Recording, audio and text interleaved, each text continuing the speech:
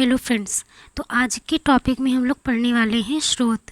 हमारा पहला टॉपिक क्या है? स्रोत। और स्रोत के अंदर आज हम लोग पढ़ेंगे पुरातात्विक स्रोत। तो बिना किसी देरी के क्लास स्टार्ट करते हैं। तो जैसा कि प्राचीन भारत के इतिहास के अध्ययन के लिए निम्न प्रकार के स्रोत उपलब्ध हैं। यद्यपि मध्यकाल तथा आधुनिक काल के स्रोतों की तुलना में ये अपेक्षाकृत सीमित हैं। और जो प्राचीन भारत के स्रोत हैं वो मध्यकाल और आधुनिक काल की तुलना में क्या है? कम है। लेकिन इनसे भी हमें प्राचीन भारत को समझने में बहुत जानकारी मिलती है और ये बहुत महत्वपूर्ण भूमिका निभाते हैं। तो प्राचीन स्रोत में पहले देख लेते हैं कौन कौन से स्रोत हैं। तो स्रोतों में आ जाता है साहित्यिक स्रोत, पुरातात्विक स्रोत और विदेशी स्रोत। विदेशी स्रोतों में क्या होते हैं? विदेशी वृत्तांत, जैसे चीनी, अरबी और यूनानी। तो साहित्यिक स्रोत में क्या कौन कौन से आते हैं? धार्मिक साहित्य और धर्मोत्तर। धार्मिक मतलब जैसे वेद पुराण और रामायण महाभारत वगैरह ये सब हो गए।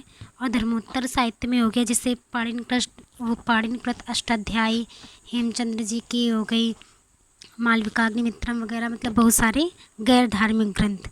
तो साहित्यिक स्रोत में हम लोग दो टाइप के साहित्य पढ़ेंगे, धार्मिक और धर्मोत्तर। पुरातात्विक में पढ़ेंगे अभिलेख, सिक्के, मुद्राएं, मूर्तियां, भवन, स्मारक। और विदेशी वृत्तांत में क्या है पढ़ने वाले हैं? चीनी, अरबी और यूनानी लेखकों के वृत्तांत। तो अब आज हमारा सबसे पहले टॉपिक रहेगा पुरातात्विक स्रोत, क्योंकि पहले पुरातात्विक स्रोत आए उसके बाद साहित्यिक। तो पुरातात्विक स्रोत में देख लेते हैं क्या क्या है। पुरातात्विक स्रोत किन्हें कहते हैं पहले ये जान लेते हैं। तो प्राचीन भारत के अध्ययन के लिए पुरातात्विक साक्ष्यों का अपना महत्व है। पुरातात्विक स्रोत कहीं कहीं पर स्वतंत्र रूप से तो कहीं कहीं पर साहित्यिक स्रोतों के पूरक के रूप में अध्ययन को सरल बनाते हैं, खासकर ऐसे काल में जिसका साहित्यिक साक्ष्य अस्पष्ट व भ्रामक है। पुरातात्विक स्रोत होते क्या हैं? पुरातात्विक स्रोत मतलब पुरातत्वों से प्राप्त हैं, जैसे अभिलेख, मुद्राएं, पांडुलिपियाँ और स्मारक, भवन, शिल्प, चित्रकला। और गुफाओं में ये जो चित्रकला वगैरह मिले हैं भीमबेटका की गुफाओं में, और अशोक के अभिलेख, तो ये सब क्या है? पुरातात्विक स्रोत हैं। तो पुरातात्विक स्रोत क्या हैं कि मतलब ये कहीं कहीं पर तो स्वतंत्र रूप से हमें जानकारी देते हैं, लेकिन जैसे कहीं कहीं पर ये क्या है, साहित्यिक स्रोतों में किसी प्लेस के बारे में जैसे बताया गया है, किसी शासक के बारे में जानकारी दी है, और अगर उसी जगह से कोई पुरातात्विक स्रोत भी मिल जाता है, जैसे माना अभिलेख मिल गया या सिक्के मिल गए, तो साहित्यिक स्रोत को मिला, उस साहित्यिक स्रोत का कंटेंट ले लीजिए प्लस पुरातात्विक स्रोत का। तो ये दोनों क्या करते हैं? एक दूसरे के कॉम्प्लीमेंट के रूप में अध्ययन को क्या करते हैं? सरल बनाते हैं। तो इस तरह इनका बहुत ही ज़्यादा महत्व है। अब पुरातात्विक स्रोत में क्या क्या आते हैं ये तुम लोगों ने देख लिया कि अभिलेख, सिक्के, स्मारक, मूर्तियाँ, चित्रकला, भवन। पुरातात्विक स्रोतों में अभिलेख सर्वाधिक महत्व का है। तो सबसे पहले आज हम लोग किन के बारे में पढ़ेंगे? अभिलेख के बारे में। तो पुरातात्विक स्रोतों में अभिलेख सर्वाधिक महत्व का है। प्राचीन भारत में अधिकांश अभिलेख मोहरों, प्रस्तर स्तंभों, चट्टानों, पत्थरों आदि में मिलते हैं। अभिलेख किसे कहते हैं? तो अभिलेख वो होते हैं जैसे पत्थरों में लोग नुकीले औजारों की सहायता से कुछ लिखते थे, किसी शासक के बारे में या किसी भी चीज़, या कोई चित्रकारी करना है, कुछ भी करना, तो ये क्या कहलाते थे? ये अभिलेख होते थे। अब आगे देखते हैं। तो अभिलेख के बारे में हम लोगों ने देख लिया कि किन किन पे मोहरों में, प्रस्तर मतलब पत्थर के स्तंभों में उत्कीर्ण मिले हैं, चट्टानों में, पत्थरों में आदि। अब इनकी अभिलेखों की कुछ विशेषताएं हैं। तो इनकी विशेषताएं क्या क्या हैं? जैसे ये अधिक प्रमाणिक होते हैं, क्योंकि अब जैसे किसी पत्थर पर कोई चीज़ नुकीले औजारों से उत्कीर्ण की गई है तो उस पर हम लोग छेड़छाड़ नहीं कर सकते। माना साहित्यिक स्रोत जैसे होते हैं तो उनमें कोई पेज हटा दो या किसी पेज में कुछ और लिख दो, उनमें कुछ भी छेड़छाड़ की गुंजाइश कर सकते हैं। लेकिन अभिलेख में हम लोग कुछ भी छेड़खानी नहीं कर सकते, वो जैसे हैं वो वैसे ही लिखेंगे। ठीक है। तो ये क्या होते हैं? अधिक प्रमाणिक होते हैं, स्थायित्व की भावना इनमें जुड़ी होती है, लिखावट में छेड़छाड़ की गुंजाइश कम होती है, ये वस्तुनिष्ठ होते हैं, ये अपने समकालीन होते हैं। जैसे माना आज का कोई समय है और हमने कोई अभिलेख लिखवाया, तो ये हमारे समय के काल को दर्शाएंगे। अब ये ठीक है, तो जैसे माना चंद्रगुप्त राजा थे, उन्होंने अभिलेख लिखवाया, तो वो चंद्रगुप्त राजा जी के समय का है। और साहित्यिक स्रोत क्या होते हैं, जैसे आज से 100 साल बाद भी हम किसी के बारे में मतलब कोई भी लिख सकता है, लेकिन अभिलेख हैं तो वो उसी समय की जानकारी के होते थे। पांडुलिपियों की अपेक्षा ये अधिक सुरक्षित हैं, बिल्कुल सही। पांडुलिपियाँ या सब ले लीजिए साहित्यिक स्रोत, तो ये 100 साल 200 साल बाद ये नष्ट भी हो सकती है, लेकिन जो अभिलेख है पत्थरों पे लिखे हुए हैं तो इनके नष्ट होने की गुंजाइश थोड़ा कम होती है और ये अधिक सुरक्षित कहे जा सकते हैं। इसमें दी गई सूचनाओं का काल व समय दोनों चिन्हित किया जाता है। इसमें दी गई सूचनाओं का काल व समय दोनों चिन्हित किया जा सकता है। उत्कीर्ण अभिलेख प्रायः संक्षिप्त होते हैं। हाँ, अब जैसे कोई एक अभिलेख है तो अभिलेख में कितनी सी जानकारी। अब साहित्य में क्या होता है कि इतनी मोटी जैसे कोई बुक हो गई तो उसमें हम किसी राजा के 7 पीढ़ियों का भी वर्णन उसमें कर सकते हैं, लेकिन अभिलेख में बहुत ही कम जानकारी मिलती है। किंतु इनमें भी महत्वपूर्ण सूचना होती थी। कम जानकारी होती थी लेकिन इनमें महत्वपूर्ण सूचना होती थी। तो ये और ये एक ही पॉइंट है। तो इस तरह अगर हम अपने नोट्स बनाएंगे तो ये पढ़ने में बहुत ज़्यादा आसानी होती है। आगे देखते हैं। भारत के संदर्भ में सबसे प्राचीन अभिलेख एशिया से प्राप्त बागजोई या बोगाच कोई भी अभिलेख इसे कहते हैं। तो यहाँ पे कंफ्यूज मत होइएगा। लगभग 1400 ईस्वी पूर्व इस अभिलेख में इंद्र, वरुण, मित्र, नासत्य जैसे वैदिक देवता की चर्चा की गई है। भारत में ज्ञात सबसे प्राचीन अभिलेख अशोक के हैं, बिल्कुल सही। इनके द्वारा हमें अशोक के शासनकाल व प्रशासन की जानकारी प्राप्त होती है। अब कुछ अभिलेख हैं और उनके शासकों के नाम। और आंसर राइटिंग में जैसे इस तरह मैप बना के कुछ अभिलेखों को दिखाने, मतलब अभिलेखों का क्या, कोई भी आप क्वेश्चन लिखिए, कोई भी आंसर राइटिंग कीजिए, कोई भी टॉपिक लिखिए, अगर उसमें मैप या वर्ड मैप या फ्लो चार्ट बना सकती है तो उसे बनाने की ज़्यादा से ज़्यादा कोशिश करिए। तो यहाँ पर हमने एक छोटा सा मैप बना लिया। इस पर हमने कुछ अभिलेख के स्थल को ड्रा कर दिया। जैसे यहाँ पे महरौली है, यहाँ पर प्रयाग प्रशस्ति, सांची, कलिंग, सोपारा, सन्नति, मास्की और गिरिनार।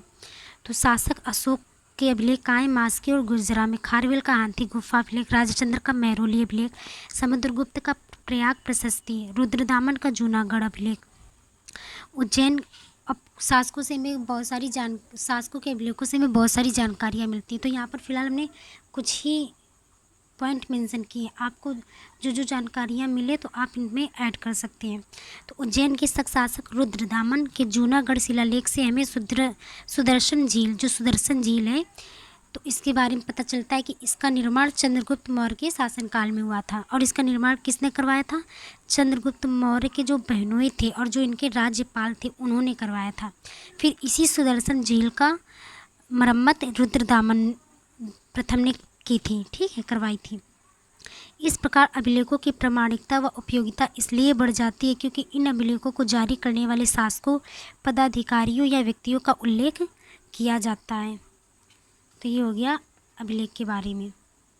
अब थोड़ा सा और देख लेते हैं। जैसे पुरातात्विक स्रोतों में अभिलेख सर्वाधिक महत्व का है। ये कंटेंट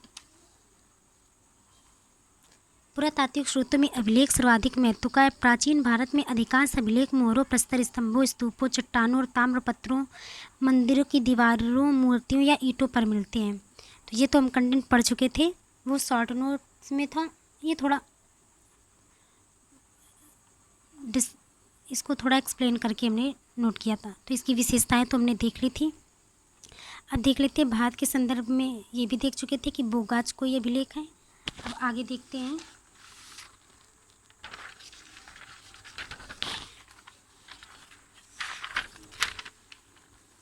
भारत में गुप्त काल के पहले के जो अभिलेख हैं, भारत में गुप्त काल के पहले के जो अभिलेख हैं वो प्राकृतिक भाषा में मिलते हैं, जबकि गुप्त तथा गुप्तोत्तर काल के अभिलेख संस्कृत भाषा में मिलते हैं।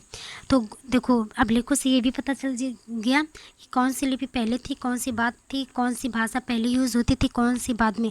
तो गुप्त काल के पहले के जो अभिलेख है वो प्राकृतिक प्राकृत भाषा में यूज़ मिलते हैं। इसलिए हम लोगों को यहाँ से ये पता चल जाएगा कि गुप्त काल के पहले प्राकृत भाषा में अभिलेख या साहित्य लिखे जाते थे और गुप्त काल तथा गुप्तोत्तर के बाद के अभिलेख संस्कृत भाषा में मिलते हैं। इस प्रकार उपर्युक्त अभिलेख तथा पाल शासकों के अभिलेख दक्षिण भारत के सातवाहनों, चोलों, चालुक्यों, राष्ट्रकूटों आदि के अभिलेख से राजनीतिक इतिहास के अतिरिक्त प्रशासनिक, सामाजिक, आर्थिक, शैक्षणिक व धार्मिक स्थिति की जानकारी मिलती है। इन अभिलेखों की प्रामाणिकता एवं इस उपयोगिता इसलिए बढ़ जाती है क्योंकि बहुत से अभिलेखों में इन्हें जारी करने वाले शासकों, पदाधिकारियों या व्यक्तियों का उल्लेख किया जाता है। ठीक है, कोई जैसे किसी शासक ने अभिलेख उत्कीर्ण करवाया तो वो अपना नाम लिखवाएंगे, अपने शासन काल के बारे में लिखवाएंगे, तो उनसे हमें उनकी जानकारी मिल जाती है। उसी प्रकार अभिलेखों में तिथि रहने से काल निर्धारण की समस्या भी नहीं रहती है। हाँ, अब जैसे कोई अभिलेख आज की डेट में लिखवाया गया तो आज की डेट उसमें मेंशन की जाएगी, तो उस अभिलेख की जो टाइम लाइन होती है तो वो हमें आसानी से पता चल जाती है। इसके लिए इधर उधर भटकना नहीं पड़ता। इसी प्रकार अभिलेखों में तिथि रहने से काल निर्धारण की समस्या भी नहीं रह जाती। जहाँ तिथि नहीं भी है वहाँ लिपि के आधार पर काल निर्धारण किया जा सकता है, और जहाँ पर तिथि नहीं होती है वहाँ पर लिपि के आधार पर काल निर्धारण हम लोग कर सकते हैं। अब यहाँ पर कुछ हमने नोट करके लिखा है कि जैसे अब अभिलेखों पर हम 100% श्योर नहीं रह सकते, क्योंकि किसी भी चीज़ की एफिशिएंसी 100% नहीं होती, उसमें कुछ ना कुछ कमियां होती हैं। तो अभिलेखों से जो हमें कंटेंट प्राप्त हुआ है उनको साहित्यिक स्रोतों से या किसी दूसरी चीज़ से मिलाना भी ज़रूरी होता है। इसका एक एग्जांपल हमने यहाँ पे दिया है कि जैसे गुर्जर प्रतिहार अभिलेख में लिखा है, किस अभिलेख में? गुर्जर प्रतिहार अभिलेख में लिखा है कि वत्सराज ने संपूर्ण कर्नाटक पर विजय प्राप्त किया था। गुर्जर प्रतिहार अभिलेख में वत्सराज ने लिखवाया था कि उन्होंने कर्नाटक पर विजय प्राप्त किया था, जबकि इन्हीं के समकालीन वत्सराज के समकालीन राष्ट्रकूट शासक उन्होंने अभिलेखों में दर्ज किया है कि उन्होंने वत्सराज को पराजित किया था। अब देखो, इनका भी अभिलेख और इनका भी अभिलेख, इन्होंने अपनी विजय के बारे में लिखवाया है और इन्होंने अपनी विजय में के बारे में। तो अब अगर युद्ध होता है तो ऐसा तो युद्ध होता नहीं कि दोनों पार्टी उसमें जीत जाए, अगर एक जीतेगी तो एक हारेगी। तो अब इस अभिलेख से डाउट हो जाता है कि वो जीते थे या ये जीते थे। तो इसलिए अभिलेखों से प्राप्त जानकारी का हमें साहित्यिक स्रोतों से भी मिलान कर लेना चाहिए। वत्सराज को पराजित किया और संपूर्ण कर्नाटक पर विजय प्राप्त और शासन किया, इसलिए अभिलेख से प्राप्त सूचनाओं को अन्य स्रोतों से तुलना कर लेना चाहिए। तो अब आगे देख लेते हैं, जैसे इतिहास के स्रोत के रूप में अभिलेखों का महत्व। ये सब अभिलेख का ही कंटेंट है। अगर आप लोग इतना पढ़ लेंगे तो अभिलेख से किसी भी प्रकार का क्वेश्चन आ जाएगा, करने में कोई भी दिक्कत या परेशानी नहीं आएगी। अब जैसे अभिलेखों से स्थायित्व की भावना जुड़ी होती है, ये इंट्रो में भी डाल सकते हैं हम लोग। अभिलेखों से स्थायित्व की भावना जुड़ी होती है। पांडुलिपियों की अपेक्षा ये अधिक सुरक्षित कहे जा सकते हैं। अभिलेख अपने समकालीन होते हैं तथा उनमें दी गई सूचनाओं का काल और समय दोनों चिन्हित किया जा सकता है। अब अभिलेखों का वर्गीकरण किया गया कि अभिलेख कितने प्रकार के होते हैं। तो वैसे तो कई प्रकार के होते हैं, लेकिन हमने इसको 3 श्रेणियों में रखा है। सामाजिक अभिलेख, प्रशस्ति अभिलेख, अनुष्ठानिक, और वैसे तो होते हैं प्रशासनिक, व्यवहारिक, इस टाइप के। तो हमने इन्हें 3 श्रेणियों में बांटा है। सामाजिक अभिलेख क्या है? उनमें जनता के लिए, जनता के बारे में होते हैं, जैसे अशोक के अभिलेखों से हमें पता चलता है। प्रशस्ति का मतलब क्या होता है? जैसे राजा लोग लिखाते थे अपने बारे में, तो खारवेल का और नासिक गुफा लेख। अनुष्ठानिक मतलब बौद्ध धर्म, जैन धर्म, सनातन धर्म से संबंधित, जैसे बोगाज कोई अभिलेख ही हो गया, उसमें इंद्र, वरुण, मित्र, नासत्य। जैसे एग्जाम्पल पे लिखना हो तो यहाँ पर लिख सकते हैं बोगाज कोई अभिलेख या बागजुई। उत्कीर्ण अभिलेख प्रायः संक्षिप्त होते हैं, किंतु इनमें भी महत्वपूर्ण सूचना छिपी होती है। राजनीतिक इतिहास की दृष्टि से अभिलेखों का विशेष महत्व है। किसी सम्राट के द्वारा निर्गत अभिलेखों की भौगोलिक स्थिति से इसके राजनीतिक नियंत्रण की परिधि का अंदाजा लगाया जा सकता है। विदिशा से प्राप्त अभिलेख, जिसमें 2वीं शताब्दी ईस्वी पूर्व में भारत में भागवत धर्म के विकसित होने के साक्ष्य मिलते हैं। सबसे अधिक अभिलेख कहाँ हैं? मैसूर में मिले। तो ये प्रीलिम्स के हिसाब से भी थोड़ा इम्पॉर्टेंट हो जाता है। ठीक है, तो आज की टॉपिक हमारा यहीं पे ख़त्म होता है। हम लोगों ने स्रोत के बारे में पढ़ लिया, पुरातात्विक स्रोत के बारे में पढ़ लिया, और पुरातात्विक स्रोत में आज हमारा एक चैप्टर कंप्लीट हो गया, अभिलेख। कल हम लोग पढ़ेंगे सिक्के और मूर्तियाँ, स्मारक, भवन और चित्रकला के बारे में। तो अगर वीडियो अच्छा लगा हो, आपके लिए यूज़फुल होगा, तो मैं नहीं बोलूँगी आप लोग सब्सक्राइब करो, क्योंकि जिसके लिए ज़रूरी होगा वो बिना कहे सब्सक्राइब कर लेंगे। और ज़रूरी तो नहीं कि ये वीडियो हर एक के लिए ज़रूरी हो। तो ठीक है, थैंक यू फॉर वॉचिंग। अगर कोई डाउट हो तो आप हमें कमेंट्स बॉक्स में मैसेज कर सकते हैं, हम आप सभी का रिप्लाई देंगे।